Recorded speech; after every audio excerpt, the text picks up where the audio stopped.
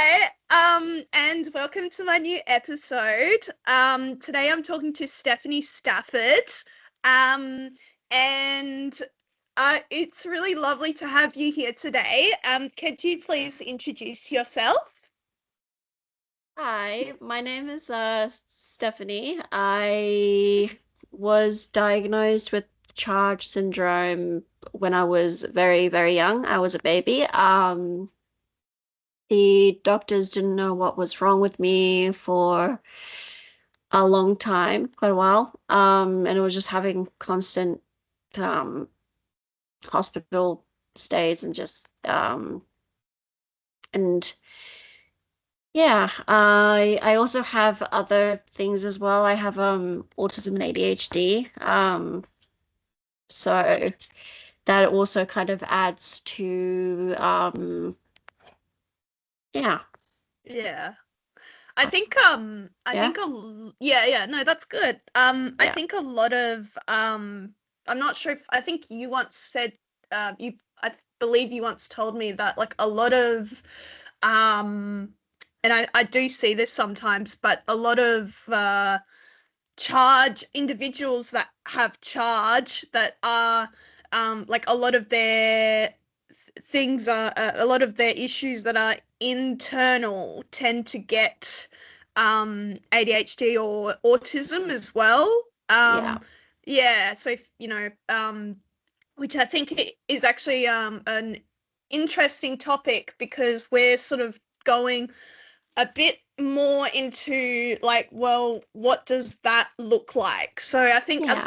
I will be just asking a few questions about masking, energy, and sort of advocacy. So, um, how often do you find yourself estimating the energy you need to hide sort of that making sure that, all of the battery is full or sustainable. That's a pretty good question. How I Yeah. Um it really depends. Well, there are times where I am happy to do spontaneous kind of like stuff, but then I do also like that routine and if something doesn't exactly go like it's strictly, um it does really kind of affect me and yeah, I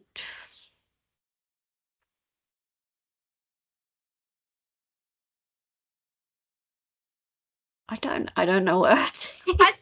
I think Yeah. it's, yeah, I think like from, I mean, and I'm not just talking more about my perspective, but like I Yeah. feel like it's a lot of like finding what brings you joy and just like, you know, making sure that you're balancing that. But like also I think it's interesting because like for me I feel like it's like what brings you joy, but then do you have to like mask it as well? Because like sometimes Mm, people might be a bit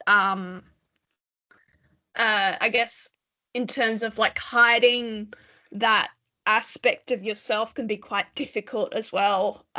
If you go out and let's say socialize and want to talk about a specific thing and you have to physically like hold yourself back not to talk about that, if that yeah. makes sense.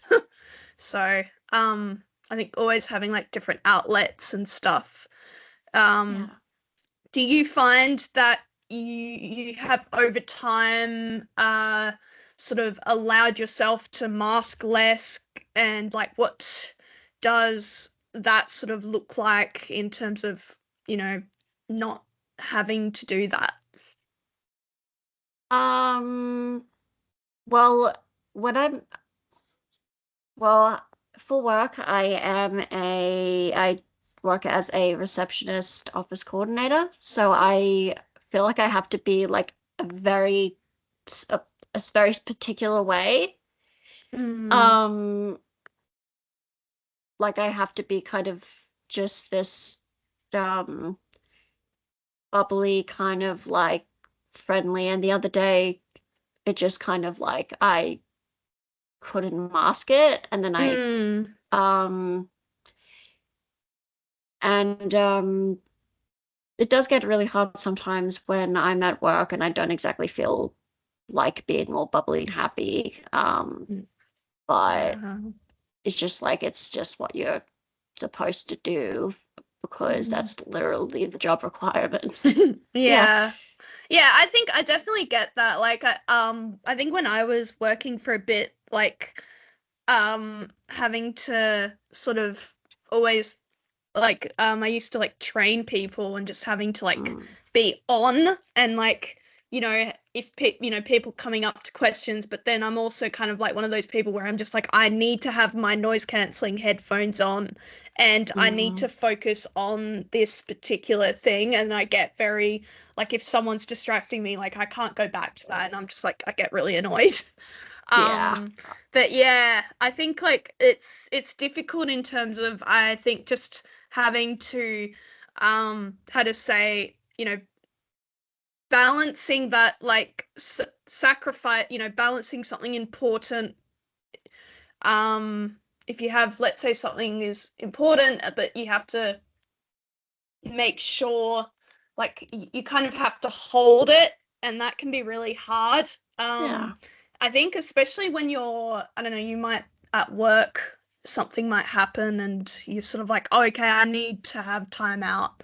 um Yeah. do you find that like has there been any way that you've uh, been able to let your work know in terms of how you handle that emotional drain when you, for example, might be exhausted after a day, or what's your process there? Um, well, this is actually extremely relevant because I kind of had a bit of a breakdown at work the other day because I was Mm. just going through some personal issues. Yeah, yeah. And which is really it because of the nature of my work, it's really kind of frustrating Mm. because people have to come over to see me to try to get something or kind of like I can't avoid people Mm. when I have to be at the front all the time. But we do have a lot. There's at my workplace. There's a lot of um, there's the people and culture team very good at kind of like talking to you and kind of like trying to help out. And they have certifications and they I there have been times where I needed to step away, and I have gone into like a one of the meeting rooms to take a second, or just Yeah. sat. I have. There was another time where I just kind of like sat on the sofa and listened to music for like a little bit, and just kind of just tried to get myself back Mm. into a kind of relaxed state. Yeah. Yeah. I think it's good that it was like a safe space to advocate Yeah. for that. Do you find that like is there sort of is it sometimes can it not just in workplaces but in general, like do you find that what's like the most challenging part of that sort of advocacy and sort of advocating for yourself in terms of health and like that sort of energy level? Um, well, I'm the kind of person who kind of more so kind of wants to help others instead of let people kind of like help me a lot of the times. But I there have been moments where I'm like, yeah, I need to take a minute. I guess it's just like finding the right people that you feel comfortable with and Mm. all that. Yeah. Yeah. I think Yeah. also always being able to like articulate, oh, I just, you know, this is too noisy for me, or I just need Yeah. to. I remember, Yeah. like when I was with my supervisor at my first full-time job, like at first there was a bit of different like miscommunication style, but then I think, having to like sort of I think it's hard because sometimes you have to use their communication style to be like, Yeah. hey, this is what I mean. And they're like, oh, okay, yeah, that's fine. Don't worry about it. I'm like, oh, thank Yeah. God. Yeah. Yeah. Um, yeah. Do you sort of, I guess, is there sort of any misconceptions that like people are like, oh, well, you know, you're too capable, you don't need help. And then you're like, well, actually, no, it took me 5 hours to do this. And like, how do you sort of react to those sorts of situations? Like, yeah, that's okay if you don't want to answer it. No, I just can't. Or just like, okay, I have this thing Yeah. where sometimes I either can't think of anything, I can't like, or like I know what I want to say, but I can't grasp words, or kind of like I go to I go to someone and then I knowing what I'm going to say, and then I like completely kind of like just not being able to say it, and it's Yeah, just kind of like, and that's then okay. yeah, yeah, Okay, that's okay. yeah, Um, no, no. If you need time to do an answer, that's fine as well. I but yeah, I guess like it's a hard thing to consider because like I think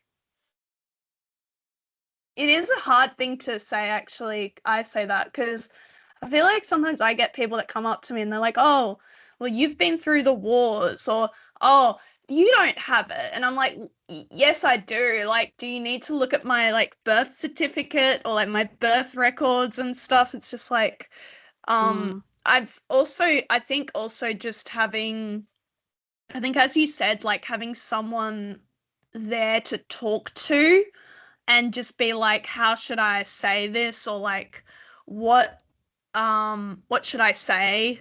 Um, Even just having like an advocate come in and be like, um, you know, like, I'm talking about me now, but it's sort of like, oh, well, you're able to do, uh, like, I'm trying to say how to say the words. I think it's more just like you can like Yasmin can do this, this, and this, but she can't do this. Like put her in front of like a computer screen and do IT work. It's like it's not gonna happen. Um, and like I think there's a thing where I think people often think that just because you can speak very well and talk, there's sort of a bit of a miss or speak very clearly, or you seem well adjusted and like your mm, disability is minor, that you're okay. But it's sort of like, well, no, actually I've got all these other things and sometimes I do need to have someone speak for me because I can't articulate it well. yeah, yeah, Yeah, yeah, yeah, yeah. But yeah, like I think it's just a bit it's an interesting situation. Do you want to talk a bit more about like so what made you want to work in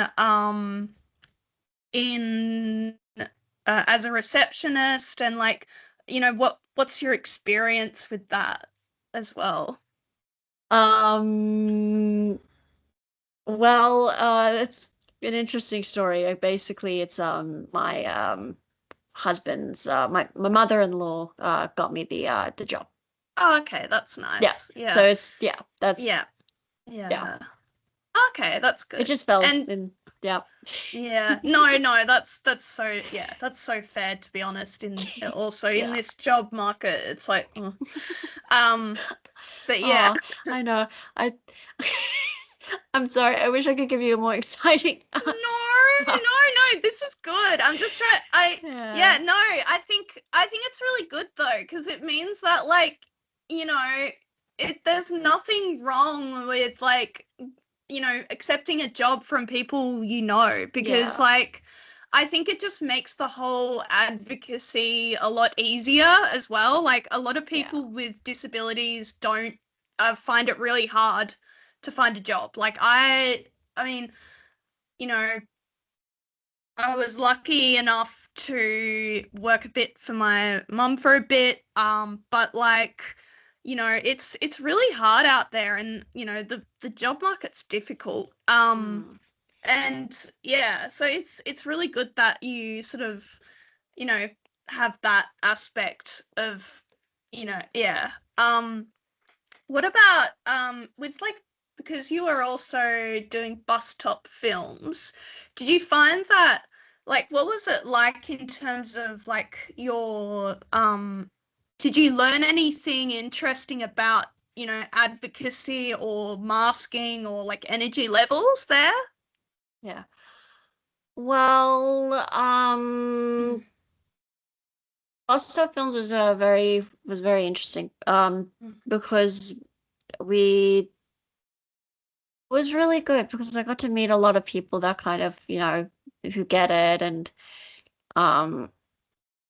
but everyone was also so different. Eh, Learned a lot about I think everyone learned a lot about um each other and just life. But yeah,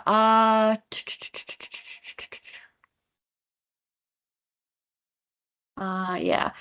Um, so it was really good socially because I met Finn through Bus Stop Films. Yeah, and some other friends who, yeah, and yeah. Originally, I was gonna go into film. I Bus Stop was really good because I could pursue that. And yeah, and I worked on some really good things. But the reason I haven't been able to do much for after Bus Stop Films is because, like, it's really hard to get anything in the film industry, and the whole kind of contract-based thing where you have something for like a certain amount of time, and then you basically you don't have anything, and you don't know when you're going to get anything. It was really stressful and draining for me. So I was like, I need to find something that's a lot more stable because I need that stability and structure. Yeah. Yeah, I think a lot of people that, like, have charge and are on the spectrum. So I think, I have charge and I'm on the spectrum. Like autism, I've autism. You know, routine is, like, a really important thing. And I think also just structure.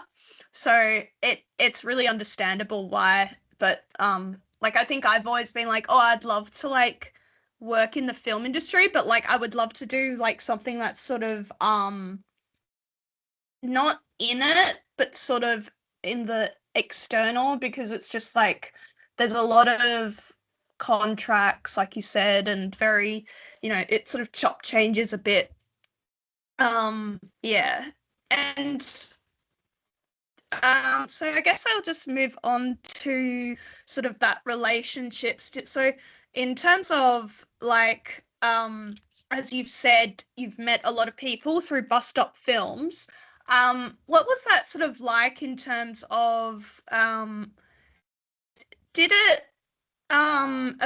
did it sort of change, or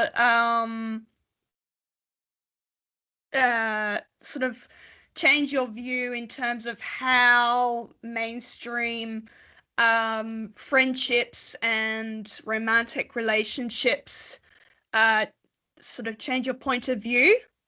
If that makes sense. Does that make sense? That makes sense. That makes sense. Okay. Makes sense. Now I have to think of an answer that makes sense. No, that's okay. All I mean, good. yeah. I mean, prior to bus stop, I didn't really have like well, I had most of my strongest friendships have been with people who, who have disabilities, all that. Because I just think we get it. We get how each other's brains work. Yeah. I mean, I do have a couple of friends who I'm close with now who I think are neurotypical. And but it's kind of pretty, it's still fine. Yeah. But it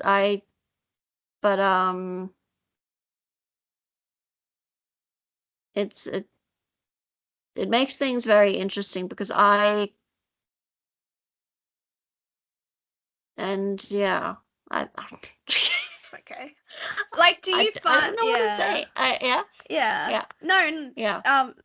Yeah. I guess like it's sort of different. I guess when you're you feel that maybe you don't have to explain yourself as much as to like maybe why you might do a certain thing at the beginning of a friendship. Yeah, I do sometimes feel the need to explain stuff. Just because it's just how I process stuff, I guess. Yeah, I think that's a lot of something a lot of people like us do. Yeah. Which could probably be quite off-putting to people. Yeah. Yeah. It's off-putting to me sometimes because it means I end up overthinking situations and going like, what if it's not this, but it's this? And it's just yeah.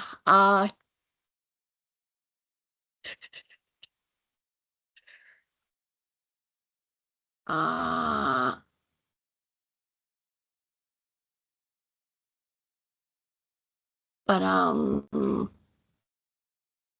my goodness, I'm so bad at this. Okay. You're doing great. Oh, thanks. I think I'm just overthinking it. I think I just need to just relax. Okay. Yeah. Anyway, yeah.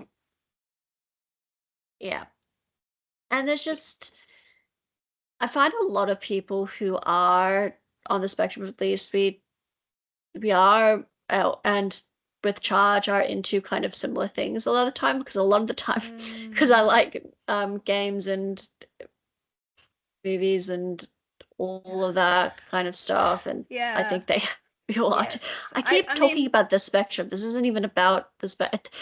See, this is how disconnected I am because I don't talk to as because I need to. I don't have many charge syndrome close friendships too, which also, and it's in bust up films, I was the only one with charge in my area. There was someone in Adelaide,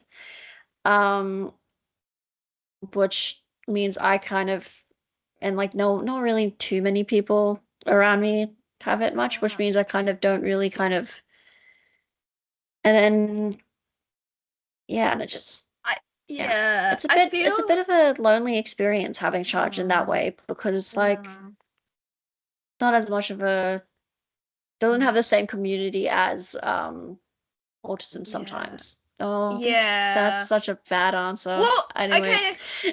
No, okay. I get what you're wait. saying. Okay. Yeah, go on. Sorry. Uh, wait, no, wait. Yeah, can you continue? Okay. Well, I just want to say, okay, so I feel like we kind of live in like two different worlds because there's charge syndrome, and I don't know about you, but a Yeah. lot of the issues that I had when I was really little. So I had the collarbone of the eye, the heart defects, atresia of the choanal atresia, um, like restricted development. So I walked later. I did everything a lot later.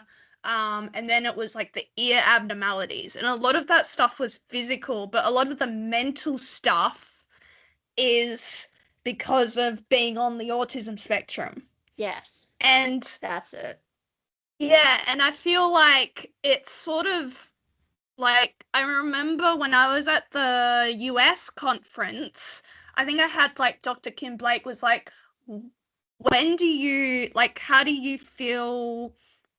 Like, do you feel more like you have charge, or do you feel like you have you're more on the spectrum? And I'm just like, I don't know. It depends every day.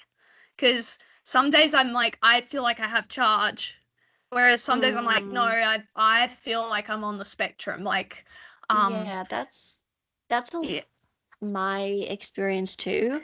yeah, yeah, Sometimes I for forget because it charge has mostly always been a physical thing. Like it's mhm, and I feel like as I've gotten older, my body has adapted a lot more and like it's just kind of like accepted all the stuff and just kind of mhm. doesn't like yeah.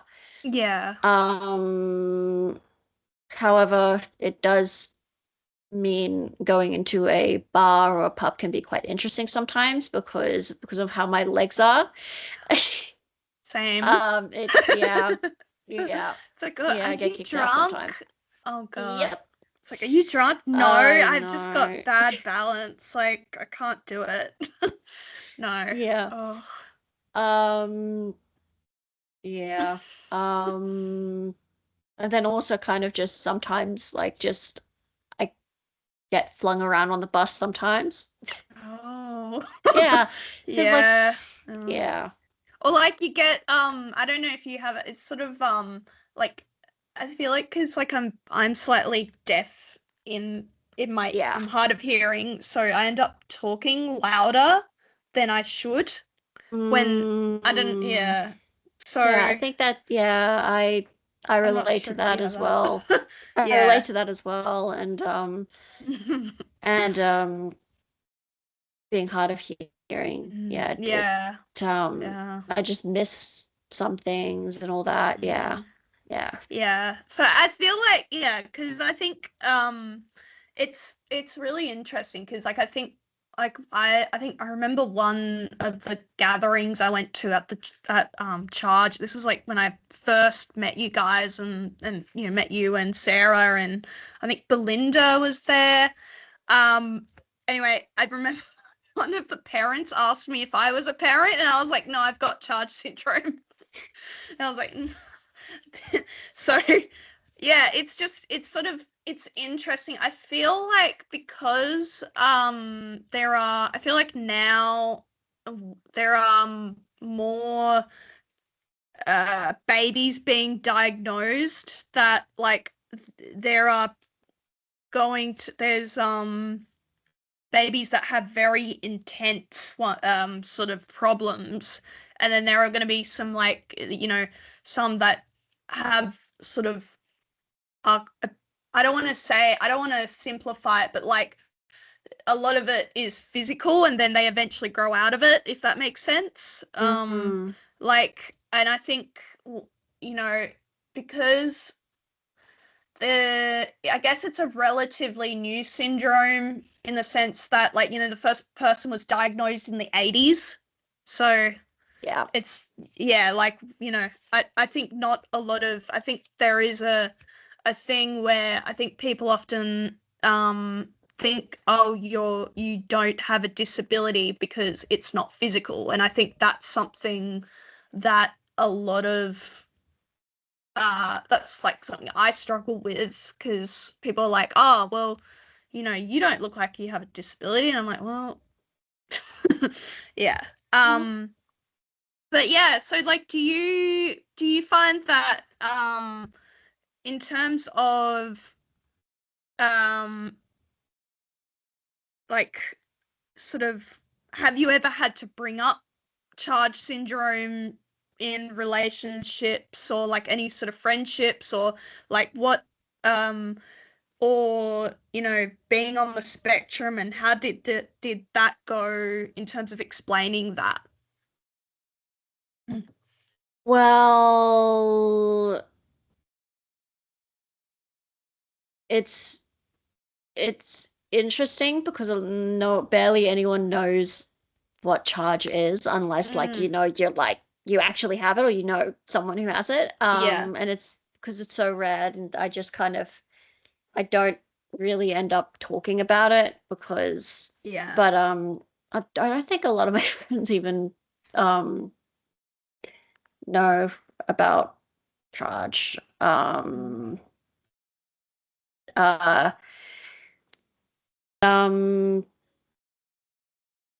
Ben knows, and we've talked about my experiences a bit. It definitely hasn't impacted me as much as I've gotten older. But just like there's little things sometimes that it's kind of like, oh, like this is actually something that is a big charge thing. Like, the hearing, sometimes it's the eyesight, um, sometimes it's the balance. Yeah. I think that's, like, I think for me, for example, when I tell people I'm sort of just like, oh, I'm blind in one eye, or oh, I'm hard of hearing, like, I don't say, oh, I've got charge. Yeah, usually I basically kind of I mention the symptoms. Yeah. The little specific little bits and pieces instead of actually just because then it just brings a whole conversation. Yeah. Adds a whole kind of like Yeah. 30 minutes of explanation. Yeah. Yeah. I think just all the relevant stuff, just yeah. No, it was really weird. I remember one time, I was at work, and it was sort of like, I think people can be really not I when I say ignorant, I mean more like they just don't know. Like, I was in like the coffee room, and I was just like making some tea, and this person was like, "Oh, like, what are you up to, like, in next month, let's say?" And I was like, "Oh, I'm off like next week or whatever." And I was like, "Oh, I'm going overseas for a conference." So this was like the charge conference in America. And they were like, "Oh, like, what sort of conference?" And I'm like, "Oh, it's a medical conference." And they're like, "Oh," like, and they kept like, and I was just like, this isn't really a discussion I want in the tea room. Like, this is sort of, I'm just like, I'm trying to, like, I think so. Sometimes I think also just like it, it can be a bit hard, I think, when like it's always best to just keep descriptions at like a minimum, because I feel like sometimes, as you said, it just brings up a whole conversation that really isn't needed because it's not relevant to them. Yeah. As so I think I mean, in a workplace, I find that I bring up more being on the spectrum because I feel that sometimes if you say that, I think it really depends, because like I say I've got heat regulation issues and stuff like that, but I also say that, like, oh, I'm on the spectrum and that's why I need to have noise cancelling headphones, or I need to like take a break at this time, and stuff like that. But yeah, did is there sort of, I guess, like how do you sort of navigate sort of, I guess, in general, like when you're meeting a person, do you find that sometimes you might like later say, oh, on the lines of how to say, do you sometimes introduce, sort of drop in the fact that you have a that you're on the spectrum, or like you kind of bring it up a bit? So I don't know, like how does that sort of um appear?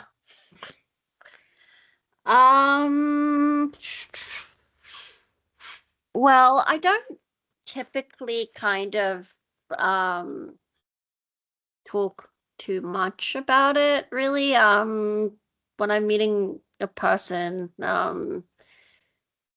it it just kind of just like naturally kind of occurs. And also meant talking about being in bus stop, Yeah, and being on the assembly, kind of like makes it very obvious. yeah, Yeah. yeah, Um, but yeah, it kind of just, yeah, yeah.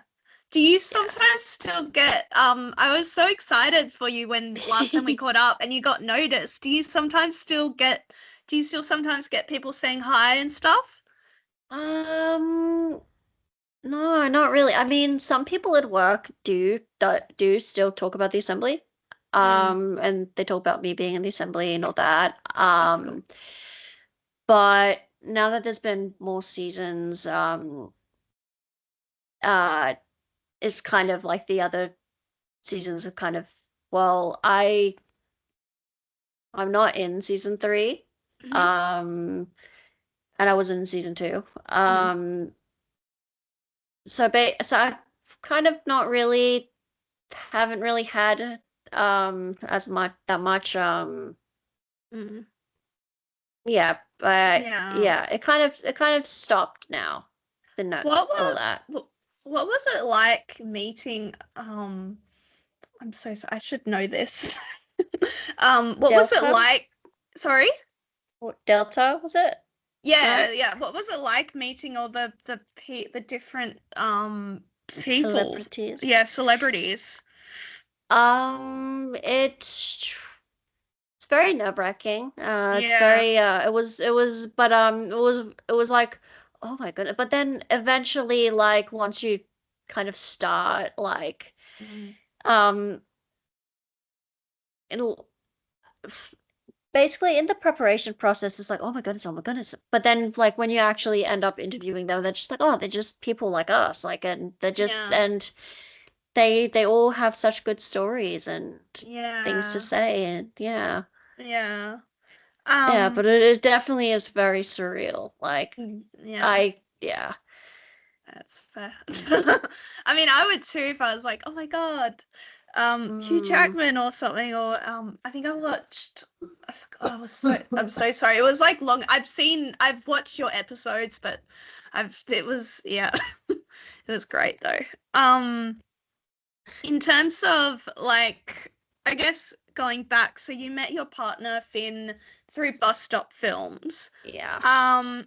What sort of was that like, what sort of do you mind sharing what sort of disability he has, and like what sort of how, yeah, the story there? Yeah. Yeah. Well, he has autism and epilepsy, maybe some other things. But those are the mains that Yeah. his diagnosis is, Mm. and it's so it was very easy for us to kind of like talk about our struggles, and Mm. epilepsy is such a huge beast, of Yeah. a condition. Mm. So I think it allows us to be more understanding of each other. Mm, Um, Having that we both have stuff. yeah, Um, yeah. yeah. I guess also like the sort of is you sort of miss the like it's different if you're dating, I guess, someone without a disability because you don't have to worry about all the preconceived notions and like preconceived ideas that this other person may or may not have. Have you ever dated someone that hasn't had a disability? And I guess how um were there any sort of preconceived ideas that had occurred, and sort of how did you go about sort of navigating that um, in terms of your capacity? Uh, Finn's been my only long-term partner, and I've never dated anyone who wasn't on the spectrum. Oh, okay, that's good. That's nice.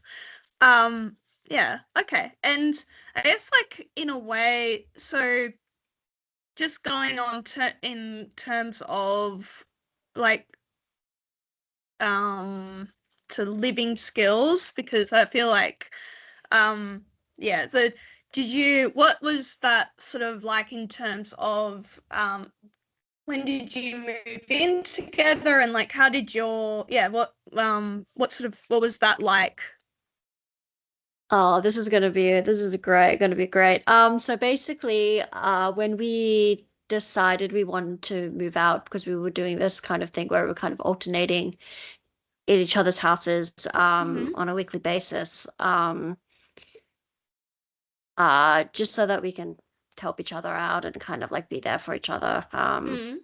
But we needed something a bit like our own space. Mm-hmm. Um, so then we kind of it was like a bunch of PowerPoints on like what places we could go to, we can move to, and like spreadsheets on like what we needed to buy and what we needed to pack, and it yeah, it was very That sounds a yeah. lot of fun. It, It's like you it was so much fun. It was so yeah. much fun. Yeah. Um, but it was a lot of work, and Mm. yeah, I it feel and yeah, the packing was fun. Yeah. yeah. I feel like it's always the I think it's always the organizing and the planning that is more Mm. fun than the like I think the destination, I think they say. Yeah, that was definitely true for the both of us. Mm. We were very overwhelmed in the first week. Even though like we did all the planning we could, Mm. it's a very overwhelming experience. Mm. Moving in to your first, Yeah. because both of us had never moved out of home before. Yeah.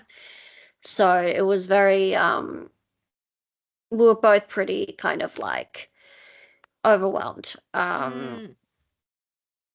But How in did time, it all yeah. worked Oh, out, that's and good. That's yeah, good. yeah. And how did you regulate that with the overwhelm? Well, so basically there was a point where the Wi-Fi wasn't working. It was very and it hadn't kicked in yet, and it was very stressful for the both of us. But one of our first nights, we had to have a little CD player, like one of those old school ones that uh yeah, it's a bit old school. It's portable though. Yeah. It's and we just had the Beatles CD, and so we were like, oh, we're gonna start playing the some CDs around the house just to kind of like to make it feel a little bit more like homely in a way. Yeah. And Oh, that's nice. yeah, um, yeah, and yeah, it's nice. And I guess like, do you what's that like now having moved out of your parents and moving in with a partner like your husband, in terms and sort of like what does it look like in terms of managing solo tasks such as grocery shopping and navigating public transit and all, yeah, so just day-to-day stuff. Well, sometimes we forget to do things. Hmm. And we if it needs to do the grocery shopping, I need to send them a list. Mm. Um, uh, we have our own kind of things that we like to do. I am the person who does the cooking.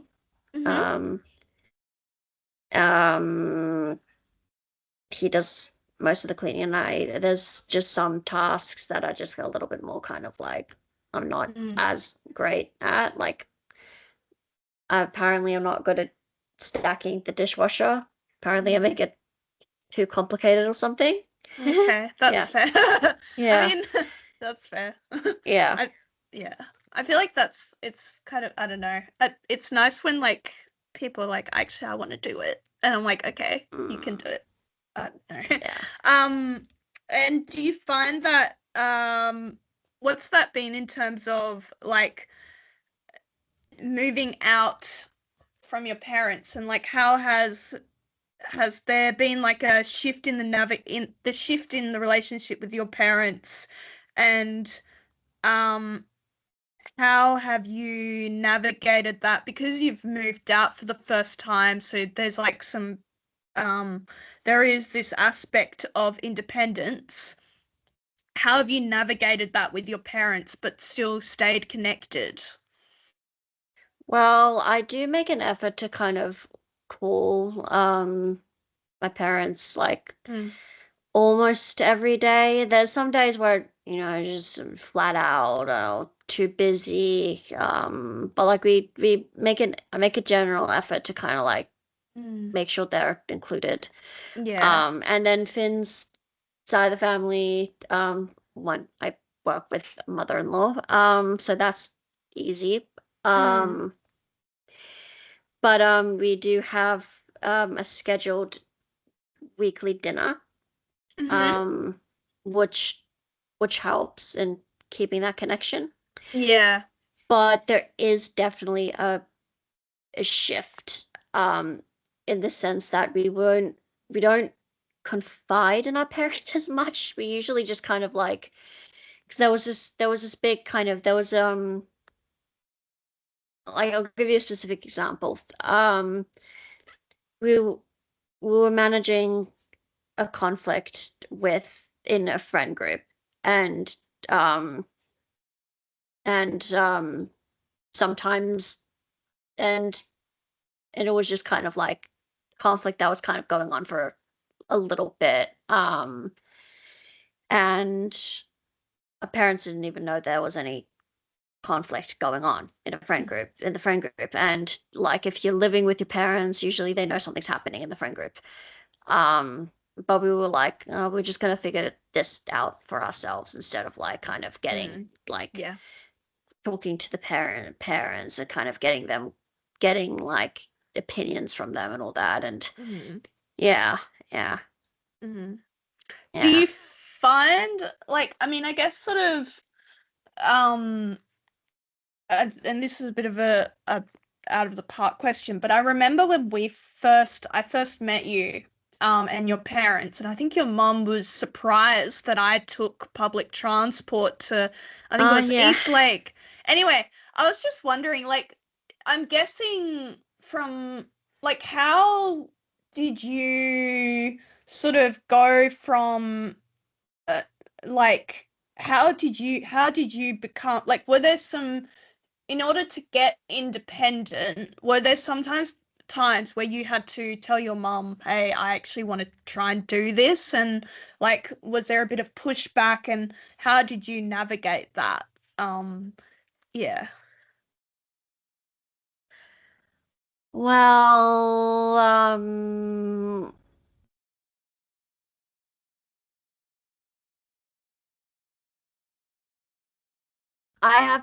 I am a person that's quite stubborn, and often I do kind of like want to do things myself or my own way, and kind of and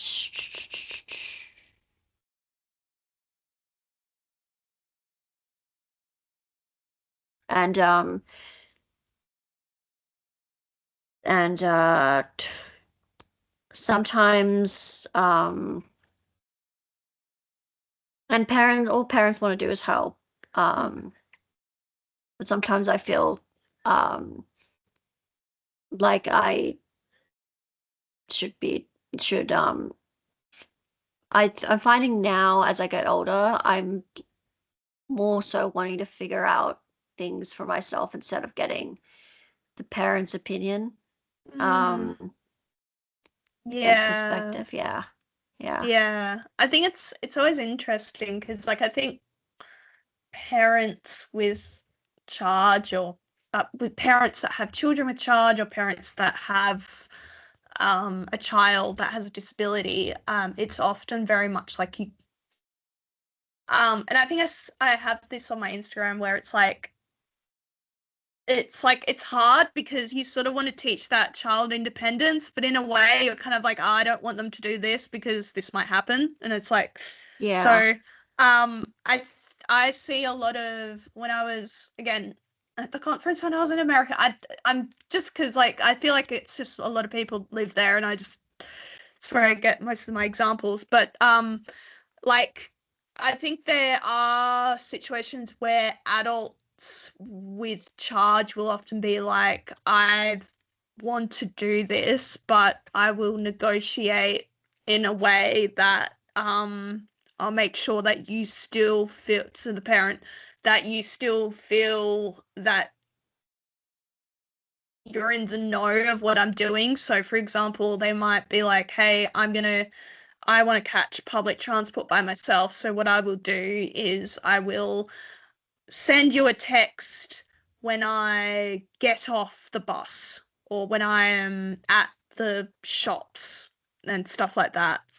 Um, and yeah, so like, did you, I guess, sort of, um, when that sort of like, did you find that there was like sort of a similar sort of negotiation as you got older, or are your parents quite encouraging at first? Were they quite encouraging at first when you started wanting to be more independent? Yeah. Um, they've they've always been happy for me to be independent, and they've Mm. and yeah. I think it was Guide Dogs Australia. They did kind of give me resources like Mm. Guide Dogs Australia. Mm. And there was Did you? another thing. Gig Buddy, not Gig Buddies, like Family, Oh, um, okay. which helped kind of, which to kind of help kind of foster a sense of independence. Yeah. So, what did you do with those two? Like, what were some examples of that sort of independence fostering? So Guide Dogs Australia, basically kind of I ended up, it was basically it kind of helped train me quote unquote train me to be able to do public transport, and like learning how to navigate public transport, um and and uh like Family was kind of just like uh gave me the opportunity to just go out and kind of like Mm. socialize, and kind of like just have friendships and all that. Yeah. Oh, that's nice. Yeah. Oh, that's good. And I guess like in terms of support, like is there like a specific kind of support you use every in your day-to-day life now now that's sort of similar to those sort of like guide dogs and like family, but it's like on a smaller capacity? Mm.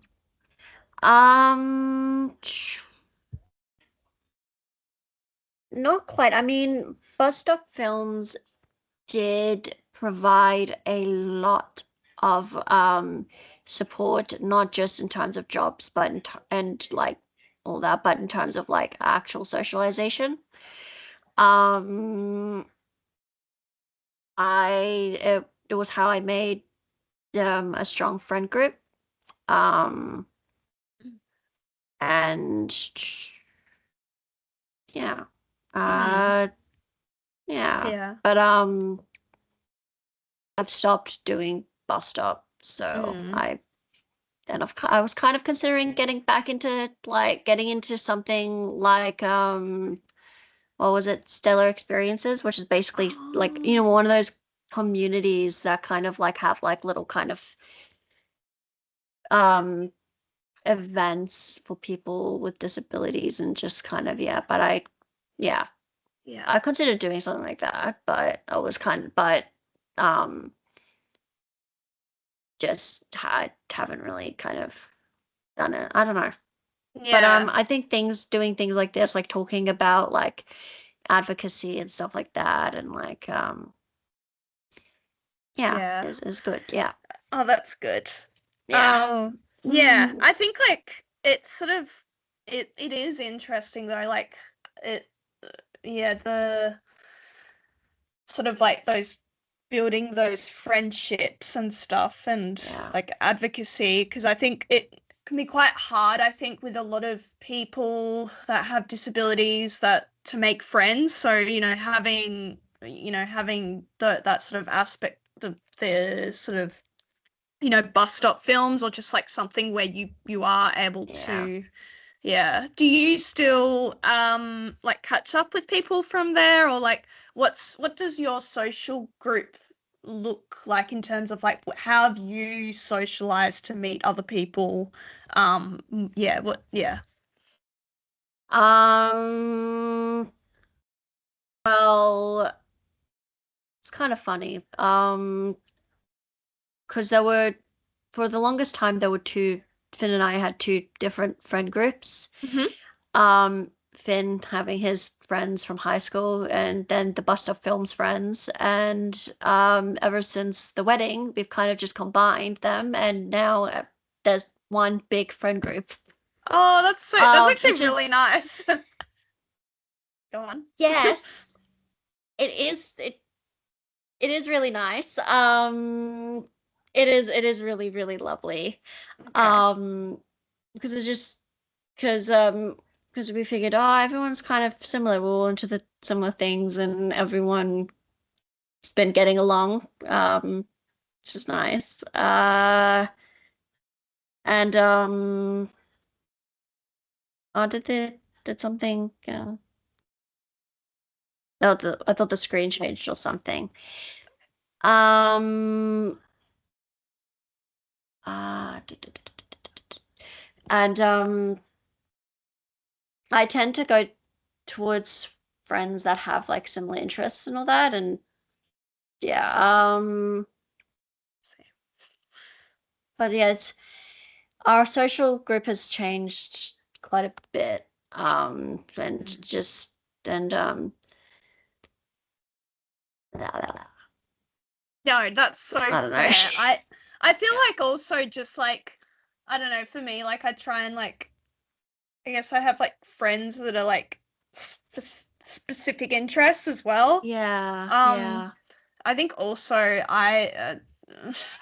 this sounds so bad. I feel like also just for like the things that I hyperfixate on, I just use Tumblr because like otherwise like people are gonna be like, why is she talking about this so much? Like she needs to like tone it down a bit, and I'm just like I can't help myself. Like, I'm What sorry. what are you hyperfixating on now? Oh my god. Okay. Oh no, now so- we've opened a can of worms. No, it's okay. So it's like I don't know about you, but I feel like I have like my everyday hyperfixations are just like that's for life. And then I've got like the ones that I just kind of like, you know, stumble upon and I'm just like, I'll just watch it for like a week or whatever, and then I'll be like, and then, you know, it'll either just be a phase or it'll just go up there. Okay, so it was heated rivalry, but now it's gone to I recently watched I'm trying to it's so hard to explain. I think it's just because I'm like I recently came across this show on Stan called Half Man, and it's got Jamie Bell in it. And I saw kept seeing the trailer everywhere, and I was like, oh my god, I want to like, should I watch it? Like, I don't know. It's like it was just everywhere, and I was like, okay, fine, I'll just watch it then. Anyway, I watched it. I discovered that it was the guy that did Baby Reindeer, and now I'm just like, oh my god. And then I watched Baby Reindeer. And yeah, so I'm just like, okay, he's my favorite creator, like TV creator now. Like, anyway, yeah, that's been airing, which is it's been so hyper fixated that I don't know if you watch The Boys, but it has Jensen Ackles in it, which we both love.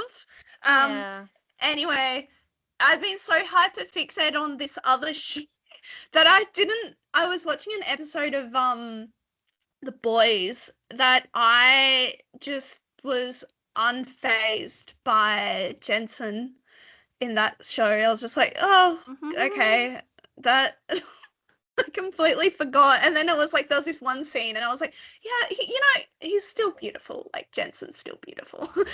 Anyway, yeah, it just depends. Like, I have a cycle. Like, I cycle through them. But yeah, how do your hyperfixations manifest? It's always like TV shows or movies or like just or games, and I had a massive Baldur's Gate 3 one for quite a while. Probably annoyed the hell out of Finn. You're addicted. Yeah. Addicted. Yeah. Yeah. And it's a game I probably should go back to at some point.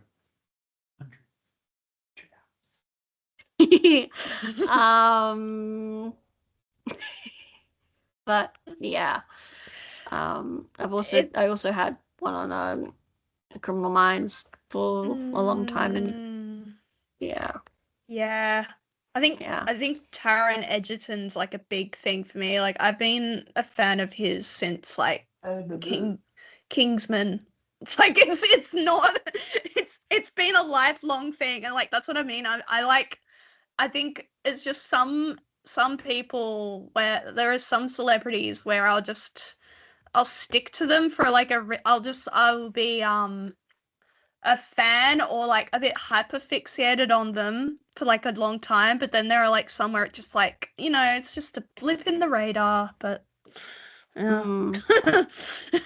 so we will see. But yeah, anyway, that's with me. Like, I feel like there are some friendships though where I mostly just talk about with them like that sort of common interest, or like history, or like our jobs and stuff. But I feel like that's just a general thing anyway. Like, that's just how you make friends, I guess. But yeah. So I guess sort of going back to when you were a bit younger, like when, in terms of like leaving school, like what was that sort of like, and what did you decide to do after, and what influenced that decision? Oh, well, this is an interesting story, because guess what happened right as I left school? It's COVID. Oh yeah. Yeah. So that did definitely impact my post-schooling experience. Mm-hmm. Originally I was going to go into nursing. Mm-hmm. Wow, I thought really that's funny. I really thought that was gonna work. Realized pretty quickly that this is literally not the path I want to go down. I mean, because I really liked medicine and like the medical field and like just like learning about all these kind of like different things. And I think Mm-hmm. it was a bit of a hyperfixation when I was younger, like Oh, like just neuro, kind of yeah. learning about like things, kind of like all that Mm. stuff. I think I read a lot of books and all that. Um, and but then I just kind of like I did the Cert 3 course, and then also I think that COVID pandemic didn't help this, but I kind of was like, oh, this is not going to work, and it was going to be a very high stress kind of environment, and just kind of nursing. Yeah. So I kind of took 6 months, which I had to do anyway because I couldn't do anything for 6 months because of lockdown. This is when Yeah, like yeah. 2020. Yeah. And then I was ironically watching a YouTuber who loves Supernatural. My God.